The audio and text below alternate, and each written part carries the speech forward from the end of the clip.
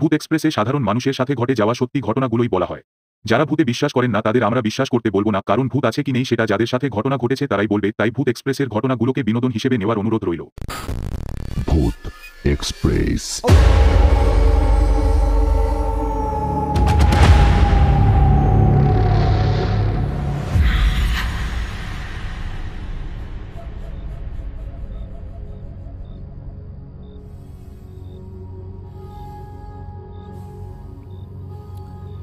Welcome back, সকলকে জানাচ্ছি স্বাগত আরও একটা নতুন এপিসোডে।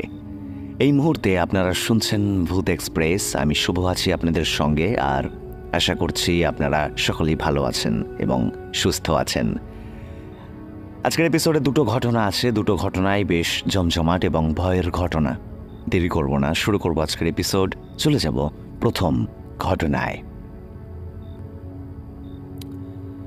ঘটনা লিখেছেন মানসী ব্যানার্জি। তিনি লিখেছেন, এই ঘটনাটি আমার এক বন্ধুর কাছে শোনা। অন্য কেউ বললে হয়তো আমি বিশ্বাস করতাম না, তবে ও মিথ্যে বলার ছেলে না। বছরখানেক আগেই ও আমাকে নিজের এই অভিজ্ঞতার কথাটা জানায়। আমি জানি না আপনারা বিশ্বাস করবেন কিনা, তবে আমার বন্ধু কোনোদিনই অশরীরী বলে কোনো কিছুই মানত না। ঘটনায় আসা যাক। তখন ওর MBBS এর ইন্টার্নশিপ চলছে। দিন রাত ডিউটি দিতে হয় বিভিন্ন ওয়ার্ডে, যখন তখন রোগী ভর্তি হয় হসপিটালে। ঘটনার দিন নাইট ডিউটি ছিল ওর। ওই রাতে বছর 14 এক মেয়ে ভর্তি হয়েছিল জ্বর নিয়ে। ওর সাথে ওর পরিবারের লোক ছিল। আমার বন্ধু সঙ্গে সঙ্গে ওখানে উপস্থিত হয়। বাচ্চা মেয়েটি বারবার ওর মাকে বলতে থাকে যে ও যেন কালো পোশাকে কাউকে একটা দেখতে পাচ্ছে। ওর মাথার সামনে কেউ যেন দাঁড়িয়ে আছে। সবাই ভাবে ও জ্বরের কারণে হয়তো ভুলভাল বকছে। এরকম কিছুক্ষণ বলার পর মেয়েটি অজ্ঞান হয়ে যায়। আমার বন্ধু ওই ওয়ার্ডেই ডিউটিতে ছিল। মেয়েটির মাঝের মধ্যেই জ্ঞান ফিরছিল, আর যতবারই জ্ঞান ফিরছিল প্রতিবারই মেয়েটি বলছিল যে ও নাকি কালো পোশাকে কাউকে একটা দেখতে পাচ্ছে যে মাথার সামনে দাঁড়িয়ে আছে। কিন্তু অদ্ভুতভাবে অন্য কেউই সেই লোকটিকে কিছুতেই দেখতে পাচ্ছিল না। বেশ কয়েকবার ওই রকম করার পর ওই মেয়েটির আর জ্ঞান ফেরেনি। অনেক চেষ্টার পরেও মেয়েটিকে বাঁচানো যায়নি। ডাক্তারদের কাছে এই ঘটনাগুলো খুবই স্বাভাবিক, কিন্তু এরপরের ঘটনার জন্য আমার বন্ধু একদমই প্রস্তুত ছিল না। এই ঘটনা ওর সমস্ত বিশ্বাস অবিশ্বাসকে একেবারে বদলে দিয়েছিল। মেয়েটি মারা যাওয়ার পরেই আমার বন্ধু লক্ষ্য করে একজন কালো পোশাক পরা ব্যক্তি মেয়েটির কাছ থেকে হেঁটে ওই ওয়ার্ড থেকে বেরিয়ে যাচ্ছে, আর সেই লোকটির উচ্চতা স্বাভাবিকের থেকে অনেক বেশি এবং লোকটির পা দুটো মাটিতে না থেকে হাওয়ায় ভাসছে।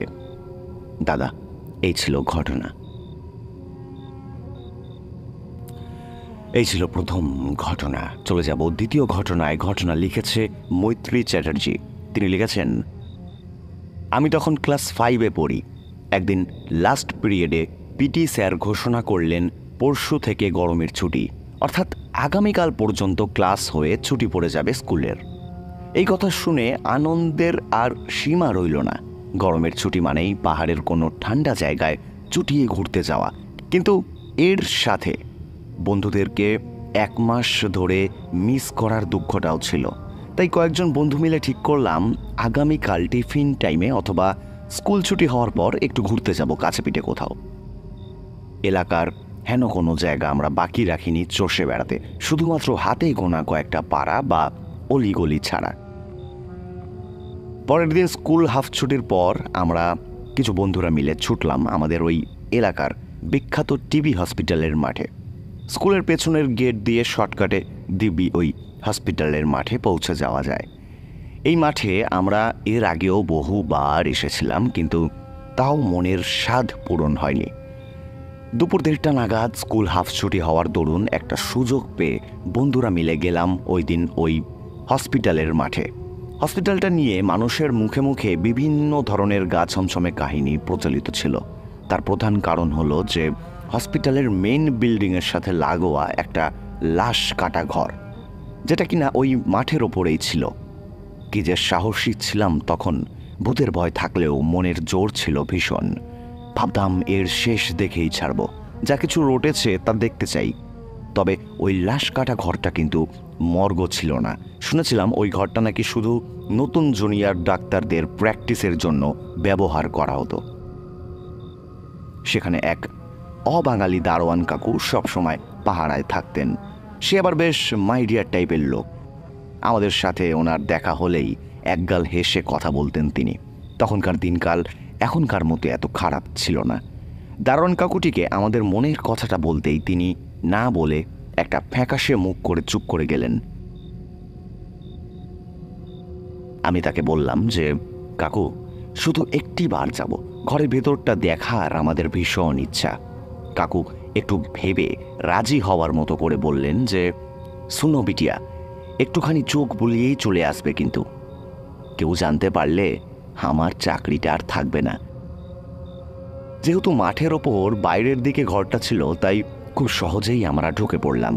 গরমের ওই নির্জন দুপুরে কেউ কোথাও নেই, শুধু দারোয়ান কাকুটি দরজার বাইরে দাঁড়িয়ে রইলেন। আমরা চারজন গিয়েছিলাম ভেতরে। বাকি বন্ধুরা লাশ কাটা ঘর শুনে আসতে সাহস পায়নি। ঘরটার ভেতরে ঢুকতেই কেমন একটা অদ্ভুত অনুভূতি হচ্ছিল। সারা গায়ে কাঁটা দিয়ে উঠেছিল। দেখলাম চারিদিকে ছুরি, কাঁচি, চাপড় ছাড়াও আরও কত রকমের জিনিসপত্র পড়ে রয়েছে, যেগুলোর নামও ঠিকঠাক জানতাম না। হঠাৎ একটা স্ট্রেচারের দিকে চোখ পড়তেই চমকে গেলাম। দেখলাম কি সাংঘাতিক একটা লাশ শোয়ানো রয়েছে সেই স্ট্রেচারে, আর লাশের মুন্ডুটা যেন আলগা করে বসানো রয়েছে। লাশটির সারা গায়ে একটা গাঢ় সবুজ রঙের পেস্ট মাখানো ছিল। ভাবলাম ওটা নিশ্চয়ই কোনো প্রিজারভেটিভ মেডিসিন। আমার আরেক বন্ধু লাশটিকে দেখে বলল, বডিটা নির্ঘাত টেনে কাটা পড়েছিল। মুন্ডুটা দেখেছিস কিরকম আলগা করে বসানো রয়েছে? তখনই একটু মস্করা করে আরেকটি বন্ধু বলে উঠল যে, এখন যদি এই লাশটা উঠে বসে কি করবি? এই কথাটা শুনে বাকি সবাই ভয় পেয়ে চলে যেতে চাইল। আমি রেগে গিয়ে তাদেরকে বললাম, আমি পুরো ঘরটা না দেখে কিছুতেই এখান থেকে যাব না, তোরা যেতে চাইলে চলে যা। কিন্তু আমার বন্ধুরা আমাকে ছেড়ে যায়নি। আমরা ওই রকম লাশ সামনে থেকে নিজের চোখে প্রথম দেখলাম। পুরো ঘরটা ভালো করে দেখছিলাম। ঠিক সেই মুহূর্তে হঠাৎ সাইড থেকে আমার এক বন্ধু প্রচণ্ড জোরে চেঁচিয়ে ওঠে। তার দিকে তাকাতেই সে আঙুল তুলে দেখায় আর আমাদেরকে বলে, লাশটা কেমন নড়ে উঠল দেখ। বাকিদের মতন ভীষণ ভয় পেয়ে গেলাম আমিও। তবুও তাদের কিছুই বুঝতে না দিয়ে বললাম, আরে ধুর, যত সব ভুলভাল কথা। এই বলতে বলতে আমি নিজেই থরথর করে কাঁপছিলাম সেই সময়। কারণ দু একবার নয়, যতবারই তাকাচ্ছিলাম ওই একই দৃশ্য চোখে পড়ছিল। লাশটার মুন্ডুটা যে কাটা সেটা আমরা আগেই টের পেয়েছিলাম, কিন্তু লাশটা মাঝের মধ্যেই নড়ে উঠছিল নিজের থেকেই। শেষমেশ ভয় পেয়ে বললাম, না, আর এখানে থাকা যাবে না। এই ভেবে সবাই বাইরে বেরোতে যাচ্ছি। ঠিক সেই সময় দারোয়ান কাকু ধরাস করে দরজা খুলে ভেতরে ঢুকে রক্তশূন্য মুখে আমাদের সবাইকে বলল, বিটিয়া তোরা এক্ষুনি এখান থেকে পালা। এই বলে তিনি থেমে গেলেন। আমরা এমনিতেই যথেষ্ট ভয় পেয়ে গিয়েছিলাম সেই সময়। দারোয়ান কাকুর কথা শুনে তড়িঘড়ি করে আমরা মাঠে চলে এলাম। দারোয়ান কাকুর চোখে মুখে তখনও আতঙ্কের একটা ছাপ লেগেছিল। আমরা জিজ্ঞাসা করায় কাকু বললেন, তোদের ভিতরে ঢুকিয়ে আমি বাইরে দাঁড়িয়ে চৌকিদারি করছিলাম। হঠাৎ এক ঝলক ঠান্ডা হাওয়া এসে আমার শরীরে লাগলো। আমি অবাক হলাম। এই গরমে যখন সব কিছু পুড়ে যাচ্ছে রোদে, তখন এত ঠান্ডা হাওয়া একটা কি করে আসছে? এই ভাবতে ভাবতে কানের কাছে খুব মৃদু একটা কণ্ঠে কে যেন বলে উঠল, ওদেরকে চলে যেতে বল এখান থেকে। দারোয়ান কাকুর মুখ থেকে এই সব শুনে আমাদের হাত পা ঠান্ডা হয়ে গেল। তিনি আরও বললেন, এই ঘরে অনেক লাশ কাটা হয়। এতগুলো বছরে আমি অনেক কিছুই দেখেছি এখানে, কিন্তু কোনো ক্ষতি হয়নি কারোর। কিছুদিন আগে রেলে কাটা একটা বেওয়ারিশ লাশ নিয়ে আসা হয় এখানে। রেল লাইন থেকে তুলে সোজা এখানে পাঠানো হয় লাশটিকে। এরকম বেওয়ারিশ লাশগুলো ডাক্তারদের প্র্যাকটিসের জন্য এ ঘরে ওষুধ দিয়ে ফেলে রাখা হয়। ওই লাশটাও রাখা আছে ভেতরে, কিন্তু রোজ রাত 2টোর সময় যখন শেষ ট্রেনের আওয়াজ শোনা যায় তখন লাশটা নিজের থেকেই জেগে ওঠে। নিজের চোখে কোনো কিছু না দেখলেও আমি বাইরে চৌকিদারি করি, ভেতর থেকে একটা গোঙানির শব্দ আমি রোজ স্পষ্ট শুনতে পাই। শিয়ালদা থেকে দমদম যাওয়ার একটা শাখা লাইন টিবি হসপিটালের খুব কাছ দিয়ে গিয়েছে। মিনিট সাথে খাটলেই স্টেশন। স্কুল থেকে প্ল্যাটফর্মটাও বেশ ভালোভাবেই দেখা যায়। সেখান দিয়ে লোকাল ট্রেনের সাথে কিছু এক্সপ্রেস ট্রেনও পাস করে। লাস্ট ট্রেনটা রোজ রাত 2টোর সময় ওখান দিয়ে যায়।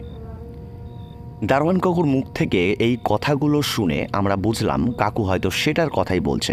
লাশটা হয়তো ওই লাস্ট ট্রেনটাতেই কাটা পড়েছিল, তাই এই সময় লাশটা প্রতিদিন জেগে ওঠে আর ভিতর থেকে অদ্ভুত গোঙানির একটা শব্দ শোনা যায়। এখন সেই হসপিটালটি আর আগের মতো নেই, সম্পূর্ণ বদলে গিয়েছে। লাশ কাটা ঘরের ওপর হসপিটালের একটা নতুন বিল্ডিং তৈরি করা হয়েছে, আর ওই মাঠের ওপর অনেক মানুষের বসতিও গড়ে উঠেছে। এখন আর কোনো ভৌতিক ঘটনা শোনা যায় না। এই ছিল দাদা ঘটনা। এই ছিল আজকের এপিসোডের 2টো ঘটনা।